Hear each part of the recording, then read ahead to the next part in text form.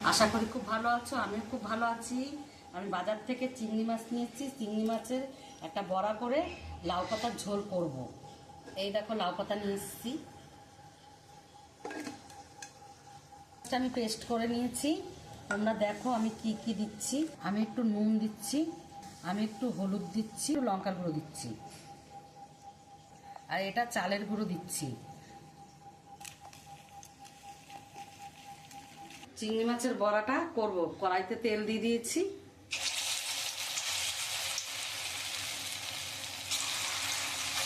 হয়ে গেছে আমার চিংড়ি মাছের বড়াটা। আমি এখন এই তুলে নিলাম। লাউ শাকটা কড়াতে দিয়ে দিলাম।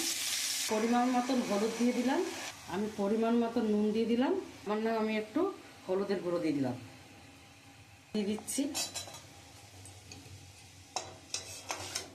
জল দিয়ে চাপা টাকা দিচ্ছে। লাউ পাতার ঝোলটা আমি একটু নামিয়ে দিচ্ছি।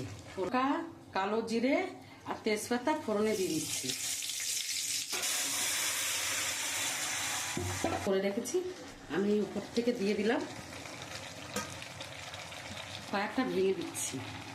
চালের গুঁড়ো দিয়ে দিচ্ছি, একটু ধনে পাতা দিয়ে দিচ্ছি, একটু চিনি দিয়ে দিচ্ছি।